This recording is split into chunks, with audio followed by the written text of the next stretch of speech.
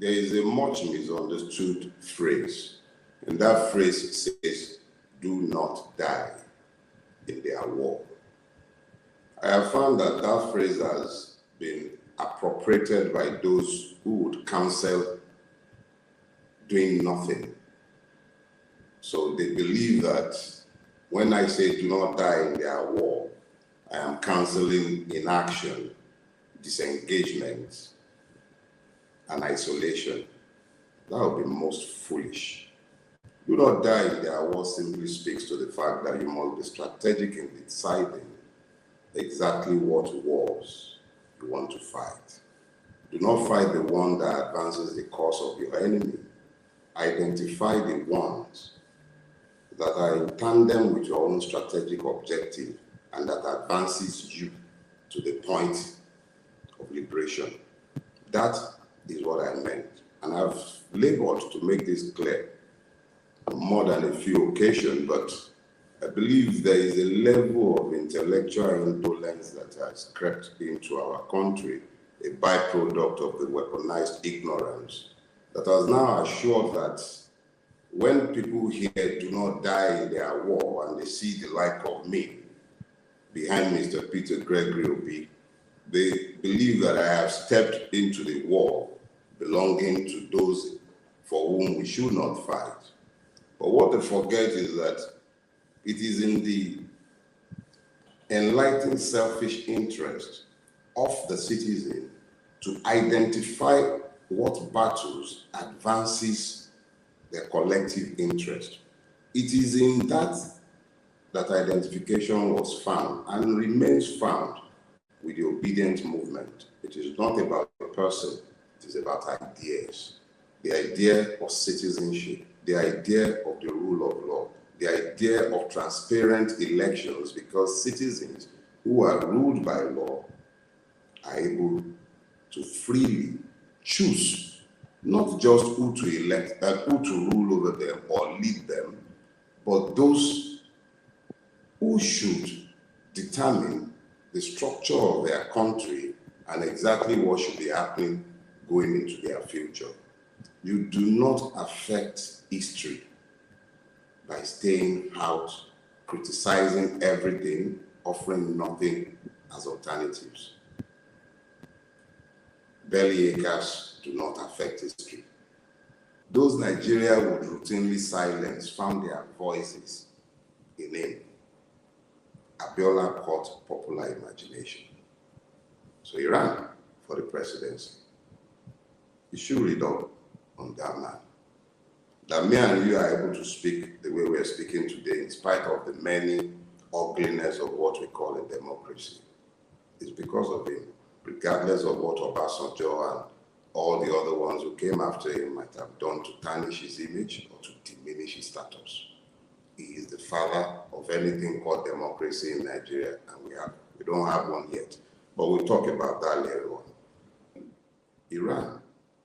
And in running, he picked another Muslim, Papa Gana Kengibe Kanuri, as his running mate. This went against the grain. But you know what? It didn't matter to any one of us because he wasn't running as a religionist. He was not an Islamist. He was running as one of us. There was a relativity. We were related to him because he felt our pain. That was Moshood Kashimawo Olawale Abiola. We followed him. Nigerians across the length and breadth of Nigeria followed him. We followed him because we realized that if he became, we could become. If somebody like him could become the president of Nigeria, the disadvantaged, the victims of Nigeria, who were not even these many in those days, at least it wasn't this manifest, we felt we could become if he became. So we followed him. And he won. He won in places where his life was not expected to win. He beat his opponent, Bashir Tofa, I believe even in Tofa's home state. Nigerians handed him a pan-Nigerian mandate. So, but I know as a fact that it wasn't Abiola they were afraid of. They were afraid of the people who found their voices and gave Abiola a mandate. Because if they would give Abiola a mandate, their own powers would be lost. The powers of impunity that has preserved the unjust entity called Nigeria was threatened. It was threatened by Abiola's victory. The myth of a country where the South cannot find favor in the North, the myth that have been created to perpetuate the divisions, Abiola broke it. And that was what scared the ones who eventually annulled the election. They were not scared of Abiola, they were scared of you. In 1999, Nigeria was in a bad place. First, we had an interim government, an attempt to pacify the Yoruba was made because they sought to make it an ethnic mandate. Suffice to say that Nigeria went through a period of dictatorship. Not that we're much better now, because we still aren't citizens, but that was brutal. I saw a man loaded into the boot of a car in Abuja simply because he crossed a group who called themselves the Strike Force. It was the rule of man in plain sight without any pretense, at least they pretend now. That was what happened to us. Until, of course, they killed Abacha. And then they killed Abiola. You know who Chukwumeride is?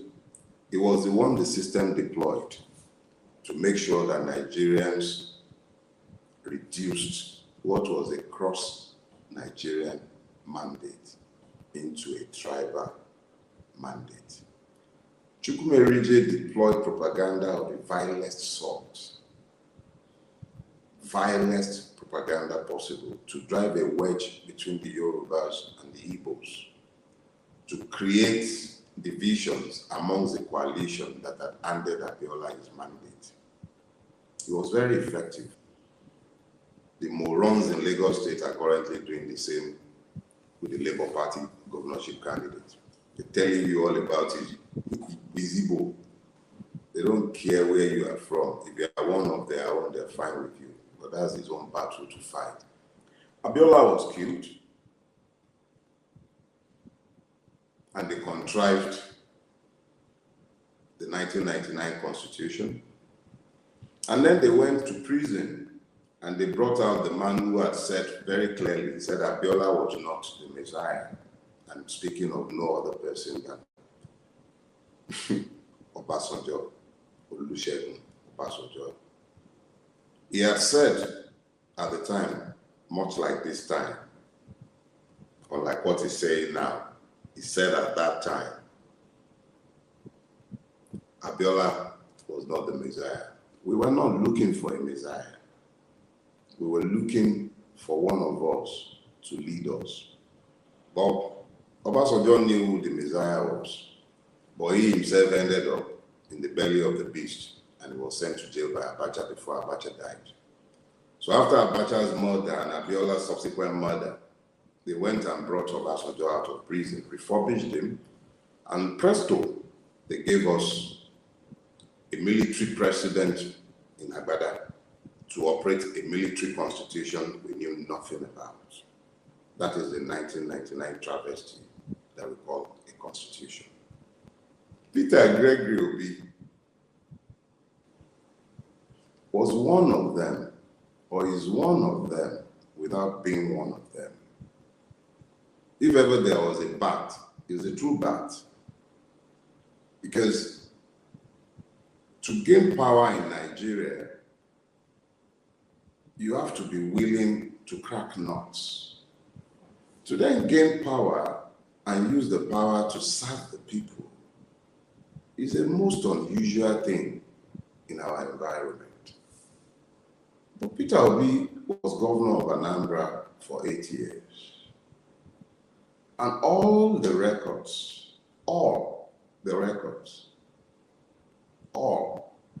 says He did a fantastic job.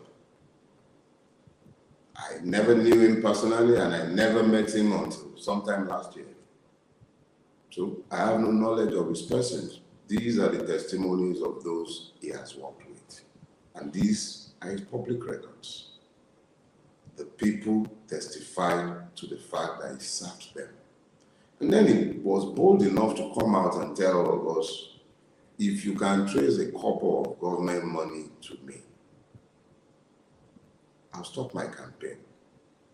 That was unusual in this environment. It's extremely unusual. I'm not looking for a saint to lead Nigeria. I'm looking for a leader, somebody who knows where he's going. And the man appeared to be manifestly clear as to where he wants to take the country.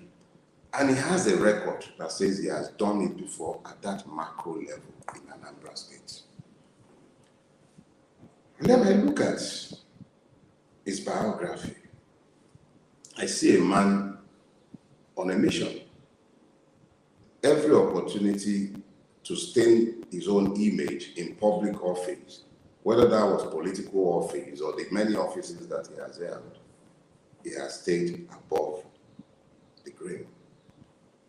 Bola was a fabulously wealthy man in his lifetime. And from all accounts, Peter Obi is equally a fabulously wealthy man, even though he can be exceedingly stingy in the way he spends his money on himself. It does not change the fact that he's not a poor man. But the key reason why this is important is for you to understand that when a man has learned to govern his avarice, as clearly as Peter Obi has learned to govern his avarice, and has a record of the sort that he has placed in the public space, it becomes easy for the people to identify with him. But Obi's quietness belies still the same steel that Abiola had in him, and the same steel that eventually provided the leadership that led to his death. Peter Obi is an able man. He was the person they didn't see coming. They had no calculations concerning him, and they couldn't run scenarios about him. But it is inherited in Nigeria. The victims of Nigeria, those you will never have heard in Nigeria, the silenced in Nigeria, the disadvantaged in Nigeria, everybody who has been dealt with by Nigeria found common purpose in his candidacy. The subjectivization of the truth and the ethnic hate mobs that you see out there, they were out there in the days of Chukwumerije as well. In the place of Abacha, this time around, we have Bola and Tinubu. In the place of Buhari, now in the place of Maradona, Ibrahim Babangida, we have a Buhari in office today. And yes, OBJ remains OBJ. Only difference this time around, I got the answer to the prayer I said about 4 or 5 years ago. I prayed at the time that may God grant Obasanjo the grace of long life and good health, that he might live to see the unraveling of the empire that he helped to build on the foundation of lies. That empire is dead now. In one way or the other, it will be buried. That Obasanjo now suddenly becomes the truth teller, and he's telling the truth. And the truth is not devalued, even in the mouth of a liar. It's pleasing to see Obasanjo telling the truth. Obasanjo demanding that people stand up for their rights. But it should be instructive to each and every one of us. Lives endures in cycles. And it is the same for nations. We are the creatures in time. we will live and we will die. Nations also die. Nations also die. But nations are built only on truth, if they must endure. If Obasanjo had a legacy of good elections, if he had left good elections behind, others would have been forced to build on it. He did not. But in spite of that, we who are here now, we have a duty to refuse to normalize these attempts at stealing our free will. Because if we fail to do so, understand this. Justice is the first condition of humanity. And you cannot have peace in the absence of justice. The correlations between June 12th and the 25th of May are glaring to see for those who care to look. It is only those who have found comfort in ethnic chauvinism, in lying to themselves and believing that by profiting from this fraud, they wouldn't have normalized evil. Because I assure you, if you applaud injustice, be careful. It's like taking a pee at the beach.